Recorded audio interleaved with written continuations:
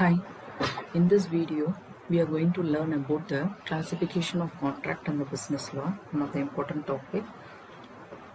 According to Indian Contract Act of 1872, we are going to see about the classifications. Before going to the classification, let me explain you about the definitions of the contract, and then I will explain you about the classifications of a contract. According to section 2 of which, a contract is an agreement enforceable by law. Contract அப்படிங்கிறது என்ன அப்படின்னா, எப்போ ஒரு அக்ரிமெண்ட்டை சட்டத்தால் செயல்படுத்த முடியுதோ அதை தான் கான்ட்ராக்ட் அப்படின்னு சொல்லணும். So 2 things a contract must fulfill. அந்த 2 conditions என்னென்ன பார்த்தோம் அப்படின்னா, first there must be an agreement and such agreement must be enforceable in a court of law. Next, agreement na enna? Section 2E defines agreement as every promise and every set of promises forming the consideration for each other. அப்போ consideration அப்படிங்கிறது இங்கே என்ன, promise அப்படிங்கிறது என்ன அப்படின்னா, அதுக்கு முன்னாடி கன்சிடரேஷனுக்கு முன்னாடி ப்ராமிஸ் அப்படிங்கிறது என்ன அப்படின்னு சொல்லி பார்த்துருவோம். அப்போ ப்ராமிஸ் அப்படிங்கிறது என்ன அப்படின்னா, section 2 of Bல a proposal when accepted became a promise. எப்போ ஒரு திட்டத்தை இன்னொரு ஆள் ஒத்துக்கிறாங்களோ அப்போதான் அது ப்ராமிஸ் ஆகும். அப்போ அக்ரிமெண்ட் அப்படிங்கிறது ஒரு ஆஃபர் மட்டும் இருந்தால் அது அக்ரிமெண்ட்னு சொல்ல மாட்டோம். ஆஃபரை ஒத்துக்கிட்டாங்க, அதர் பார்ட்டி ஒத்துக்கிட்டாங்க அப்படின்னு சொன்னா, அக்செப்ட் பண்ணிக்கிட்டாங்கன்னா அதை தான் அக்ரிமெண்ட் அப்படின்னு சொல்லுவோம். இது ஒரு எக்ஸாம்பிள் சொல்றேன். Ramu offers to sell his motor cycle to Kumar. Ramu ஒரு மோட்டார் சைக்கிளை 30,000 ரூபாய்க்கு விற்கிறேன்னு சொல்றாங்க, அது ஒரு ஆஃபர். அந்த ஆஃபரை if Ramu proposal is accepted by Kumar, it becomes a promise. நான் 30,000 ரூபாய் தர்றேன் அப்படின்னு சொல்லிட்டு அதை ஒத்துக்கிட்டாங்க குமார் அப்படின்னு சொன்னா அது ப்ரொபோசல். அந்த ப்ராமிஸை தான் நம்ம அந்த ப்ரொபோசலை அக்செப்ட் பண்ணிக்கிட்டாங்கன்னா அதை தான் ப்ராமிஸ் அப்படின்னு சொல்றோம். ராமு நான் என்கிட்ட ஒரு பொருள் இருக்கு நான் விற்கிறேன்னு சொன்னா அது offer.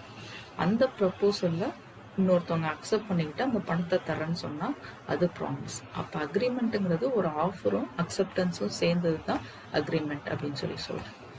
Next, classifications of contract. There are 3 categories. According to enforceability, according to formation, according to performance, the contract is classified. According to enforceability பார்த்தோம் அப்படின்னு சொன்னா, void agreement, void contract, voidable contract, unlawful agreement, illegal agreement, unenforceable contract அப்படின்றது. According to formationல பார்த்தோம் அப்படின்னா, express contract, implied contract, quasi contract அப்படின்றது. According to performanceல 3 types: executed contract, executory contract and partially executed contract என்றது. இப்போ according to enforceability தான் நம்ம பார்க்க போறது void agreementனா என்ன அப்படின்னு சொல்லி பார்க்க போறோம். According to section 2G, an agreement not enforceable by law is said to be void. எப்போ ஒரு அக்ரிமெண்ட்டை சட்டத்தால் செயல்படுத்த முடியலையோ அப்போ அது void agreementனு சொல்லுவோம். அது என்ன மாதிரி அக்ரிமெண்ட்னா, ஒரு எக்ஸாம்பிளுக்கு இப்போ ஒரு மைனர் கிட்ட நம்ம பிலோ 18 years உள்ள பர்சன்ட்ட நம்ம அக்ரிமெண்ட் போட்டோம் அப்படின்னா அது void agreement அப்படின்னு சொல்றோம். Next, void contract. A contract which ceased to be enforceable by law becomes void when it ceased to be enforceable. Section 2G. A contract may be valid at the time when it is entered into, but due to certain subsequent happenings, it may become void. ஒரு contract ஆரம்பத்துல வேலிடா இருக்கலாம், ஆனா அதுக்கப்புறம் நடந்த நிகழ்வுகள்னால அது வாய்டா மாறிடும். ஒரு எக்ஸாம்பிளுக்கு, இப்ப நான் ஒரு சைக்கிள் என் ஃப்ரெண்டு கிட்ட விற்கணும்னு சொல்லிட்டு அட்வான்ஸா ஒரு 500 ரூபாய் பணம் வாங்கிடுறேன். இன்னைக்கு காலையில வாங்குறேன், நைட்டு பார்த்தா என் சைக்கிள் திருட்டு போச்சு. நாளைக்கு என் ஃப்ரெண்டுக்கு நான் சைக்கிள் கொடுக்கணும், ஆனா சைக்கிள் இல்லை. ஆரம்பத்துல வேலிடா இருக்கு, ஆனா நைட்டு திருட்டு போனதுனால என்னால கொடுக்க முடியல. அதுக்கப்புறம் வாய்டா மாறிடும். அப்ப என்ன பண்ணுவேன், நான் என் ஃப்ரெண்டு கிட்ட வாங்கின அந்த 500 ரூபாய் அட்வான்ஸ் நான் ரிட்டர்ன் பண்ணிடுவேன். இதுதான் void contract அப்படின்னு சொல்றோம். Next voidable contract. Section 205 defines voidable contract as an agreement which is enforceable by law at the option of one or more of the parties thereto, but not at the option of the others. இந்த மாதிரி contract என்ன ஆகும்னா voidable இருக்கும். எப்ப அப்படின்னா, ஒரு பார்ட்டியோட willingness இல்லாம அவங்களோட வலுக்கட்டாயமா அவங்கள வற்புறுத்தி அன்ஃபேரா நம்ம ஃப்ராட் பண்ணி அவங்க கிட்ட இருந்து அந்த கன்சர்னை கையெழுத்து வாங்கியிருந்தாங்க அப்படின்னு சொன்னா அது வாய்டபிள் கான்ட்ராக்டா இருக்கும். ஒரு எக்ஸாம்பிளுக்கு இப்போ என்கிட்ட ஒரு 15 லட்சம் ரூபாய்க்கு ஒரு வீடு இருக்கு. அந்த 15 லட்ச ரூபாய் வீடை என்னோட விருப்பம் இல்லாம என்கிட்ட இருந்து என்னை கட்டாயப்படுத்தி என்னை மிரட்டி அதை 5 லட்சம் ரூபாய்க்கு வாங்கினாங்க அப்படின்னு சொன்னா எனக்கு அந்த அக்ரிமெண்ட்ல கையெழுத்து போட்டு கொடுத்தேன்னா இந்த இதை வந்து நான் அக்ரிமெண்ட்ல சைன் பண்ணிட்டேன். அப்ப இது என்னை ஏமாத்தி, என்னை மிரட்டி, என்னை வந்து பயமுறுத்தி இதை கையெழுத்து வாங்கியிருக்காங்கிறத என்னால கோர்ட்ல கரெக்டா ப்ரூவ் பண்ண முடிஞ்சதுன்னா நான் கோர்ட்ல கேஸ் ஃபைல் பண்ணலாம். இல்லைன்னா அதை ஃபைல் பண்ண முடியாது. அது வந்து வாய்டபிள் கான்ட்ராக்டா. Next unlawful agreement. Unlawful agreement அப்படிங்கிறது என்ன அப்படின்னா, an agreement an agreement is unlawful is one that is not approved by law on some ground of public policy. Such an agreement is void from the very beginning. அதுதான் என்ன சொல்லுவோம் அப்படின்னா லீகலா அபினிஷோ அப்படின்னு சொல்லுவோம்.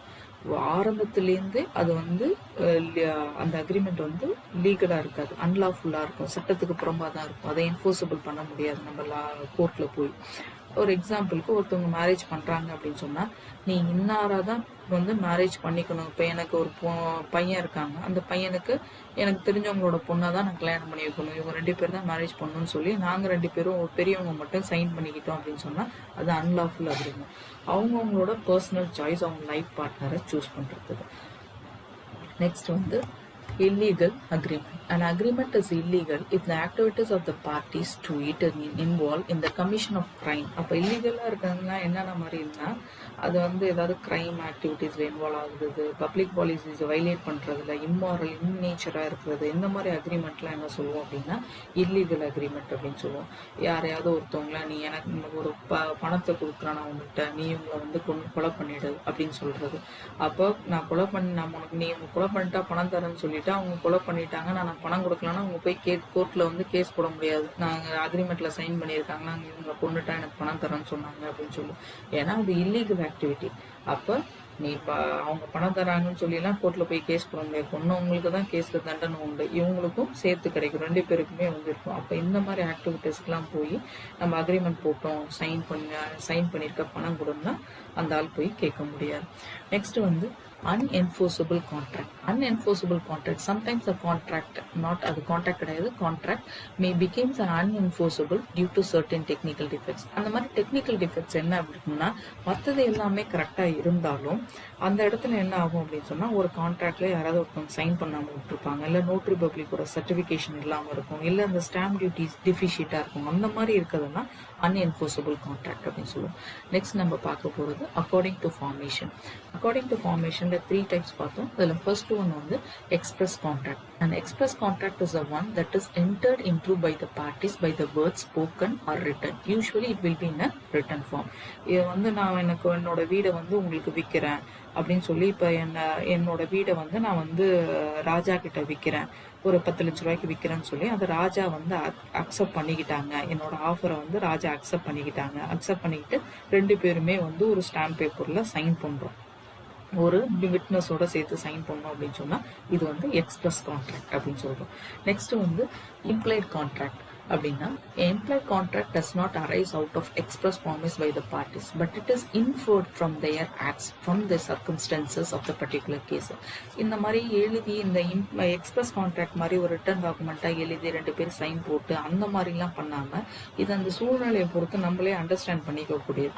இந்த மாதிரி செஞ்சா அடுத்தது இதுதான் இருக்கும் அப்படின்னு. ஒரு எக்ஸாம்பிளுக்கு இப்ப நம்ம சினிமா தியேட்டர் போறோம் அப்படின்னா they have to screen a film. அதை வந்து பண்ணணும். அதுக்கு மூவி கோவர் என்ன பண்ணுவாங்க, டிக்கெட்டை வாங்கினாங்க அப்படின்னா சினிமா தியேட்டருக்காரவங்க வந்து அதை பிலிமை வந்து ஸ்கிரீன் பண்ணணும் அப்படிங்கிறது இம்ப்ளைட் கான்ட்ராக்ட். இது understood. Next quasi contract is not actually entered into by the parties but is something imposed on the party by law. It is based on the principle that a person shall not be allowed to enjoy certain benefits unreasonably at the cost of another. இப்போ வந்து ஏ B அப்படின்னு 2 பேர் இருக்காங்கன்னு வச்சுக்கோம். ஏ வந்து பியோட electricity பில்லை வந்து பே பண்றாங்க. ஏன்னா பி ஊர்ல இல்ல, வெளியில அவுட் ஆஃப் ஸ்டேஷன்ல இருக்காரு. அதனால ஏ வந்து பியோட எலக்ட்ரிசிட்டி பில்லை பே பண்ணாரு அப்படின்னா பி வந்து under quasi contractual obligation to return the money to the A. அவர் குவாசி கான்ட்ராக்ட்ல பின்னாடி அவரும் பணத்தை கொடுக்கணும். ஏன்னா அவரோட எலக்ட்ரிசிட்டி பில்லை தான் ஏ வந்து பே பண்ணியிருக்காரு. அதனால அவர் வந்ததுக்கு அப்புறம் அதை ரிட்டர்ன் பண்ணும். அந்த மாதிரி இருக்கிறது குவாசி கான்ட்ராக்ட். இதுதான் வந்து இந்த 3 கேட்டகரிஸ் வந்து அக்கார்டிங் டு ஃபார்மேஷன்ல வரும். அக்கார்டிங் டு ஃபார்மேஷனில் வர்றது வந்து express contract, implied contract, quasi கான்ட்ராக்ட்னு சொல்லுவோம். நெக்ஸ்ட் பார்க்க போகிறது அக்கார்டிங் டு பர்ஃபார்மன்ஸ். இதுவும் 3 டைப்ஸ் இருக்கு. Executed contract. Executed contract, a contract is said to be executed when the both the parties fulfill their respective obligation. ரெண்டு பார்ட்டியுமே அவங்களோட ஆப்ளிகேஷனை ஃபுல்ஃபில் பண்ணாங்க அப்படின்னு சொன்னால் அதுதான் எக்ஸிக்யூட்டட் கான்ட்ராக்ட். இப்போ ஒரு கார்பெண்டர் இருக்காரு, ஒரு சேர் செய்யணும்னு சொல்றாரு. நான் 2000 ரூபா பணம், அதை வந்து நான் சொல்கிறேன், நீங்கள் எனக்கு ஒரு சேர் செஞ்சு கொடுங்க, நான் 2000 ரூபா உங்களுக்கு பணம் கொடுத்துறேன் அப்படின்னு சொல்கிறேன். அவரும் ஒத்துக்கிறாரு, நானும் ஒத்துக்கிறேன். அப்போ நான் 2000 ரூபா பணம் கொடுத்தோன்னே, நான் அவர் சேர் செஞ்சு கொடுத்தோன்னே நான் 2000 ரூபா பணம் கொடுத்துட்டேன் அப்படின்னு சொன்னால் அது எக்ஸிக்யூட்டட் கான்ட்ராக்ட். அவரும் செய்கிறாரு, நானும் அந்த பணத்தை கொடுத்துறேன். இதே எக்ஸிக்யூட்டரி கான்ட்ராக்ட்ங்கிறது one in which both the parties are yet to fulfil their respective. யாரோ ஒருத்தவங்களோடது பெண்டிங்காக இருக்கும். எப்போ பெண்டிங்காக இருக்கும் அப்படின்னு சொன்னால், அந்த ஒரு ஆளுக்கு வந்து இப்போ நான் வந்து என்னோட பைக்கை வந்து என்னோட ஃப்ரெண்டுகிட்ட கொடுக்குறேன். அப்போ என் பைக்கை ஃப்ரெண்டுகிட்ட கொடுத்தா அவங்க 50,000 ரூபா பணம் தரேன்னு சொல்லியிருக்காங்க. அப்போ இந்த கான்ட்ராக்ட் வந்து எக்ஸிக்யூட்டரி கான்ட்ராக்டாக இருக்கும். எது வரைக்கும் எக்ஸிக்யூட்டரி கான்ட்ராக்டாக இருக்கும்னா, என் பைக்கை நான் கொண்டு போய் கொடுத்தாதான் அவர் வந்து பணம் கொடுப்பார், என் ஃப்ரெண்ட் வந்து பணம் கொடுப்பார். அப்போ நான் பைக்கை கொண்டு போய் கொடுத்துட்டு அவர் பணம் கொடுத்தாதான் வந்து இது எக்ஸிக்யூட்டாக மாறும். அது வரைக்கும் இது எக்ஸிக்யூட்டரி கான்ட்ராக்டாக தான் இருக்கும். Partially executed contract. Partially executed contract அப்படிங்கிறது ஒரு பார்ட்டி மட்டும் ஃபுல்ஃபில் பண்ணியிருப்பாங்க, இன்னொரு பார்ட்டி ஃபுல்ஃபில் பண்ண வேண்டியது இருக்கும். It is a contract in which one party has already fulfilled his application on the other is set to fulfil with application. Department ஸ்டோருக்கு போய் நான் கிரெடிட் பேசிஸில் இப்போ வந்து வாங்கியிருக்கேன் அப்படின்னு சொன்னால் அவங்க குட்ஸ் எல்லாம் சப்ளை பண்ணிடுவாங்க. குட்ஸ் எல்லாம் சப்ளை பண்ணிடுவாங்க, நான் வாங்கிடுவேன். அதுக்கப்புறமா நான் என்னோட பணத்தை கொடுப்பேன். அது மாதிரி இருக்குது பார்ஷியலி எக்ஸிக்யூட்டட் கான்ட்ராக்ட் அப்படின்னு சொல்கிறோம். இன்னைக்கு இந்த கிளாசிஃபிகேஷன்ஸ் ஆஃப் கான்ட்ராக்ட்ல நம்ம பார்த்தது வந்து 3 டைப்ஸ் ஆஃப் கிளாசிஃபிகேஷன் பார்த்தோம். According to enforceability, according to formation and according to performance. இதுதான் நம்ம வந்து இன்னைக்கு உள்ள வீடியோவில் நம்ம பார்த்தோம்.